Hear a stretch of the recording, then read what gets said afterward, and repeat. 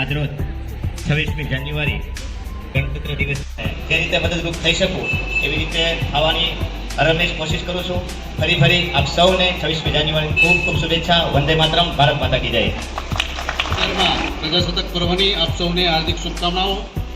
આપ સૌ જાણો છો તેમ વર્ષમાં 2 તહેવાર આપણા રાષ્ટ્રીય તહેવાર છે, જેનું સન્માન કરવું આપણો નાગરિક ધર્મ છે. આપ સૌ અહીંયા ઉપસ્થિત રહ્યા ધ્વજવંદન કાર્યક્રમમાં, તે બદલ આપનો આભાર. ભારત માતા કી જય. વંદે માતરમ. ખૂબ સરસ નીતિનભાઈ, ટૂંકમાં શુભેચ્છા પાઠવી દીધી. કમલભાઈ જોશી આપણે સીઆરસીને વિનંતી કે અમને પણ શુભ સંદેશો પાઠવે. ગણતંત્ર દિન નિમિત્તે આપણે સૌ એકત્રિત છીએ અને દેશભક્તિના રંગે એમાં આપણે રાષ્ટ્રની સેવા વંદના જ કરીએ છીએ, ઝંડો પણ ફરકાવીએ છીએ. પણ અંગ્રેજોની ગુલામીમાંથી આઝાદ થયા એ 15મી ઓગસ્ટ હતી અને આપણું બંધારણ કાયદો અમલમાં આવ્યા બધા, બરાબર. દરેક સંસ્થા, દરેક દેશ, દરેક સમાજને ચાલવા માટે એક કાયદો હોય, એક નિયમ હોય. એ નિયમ વગર બધું પડી ભાગે ડાબી બાજુ ચાલવાનો એવો નિયમ છે, બરાબર. એને પાલન કરવું પડે. જમણી બાજુ કાઢીએ કરીએ તો ભટકાય.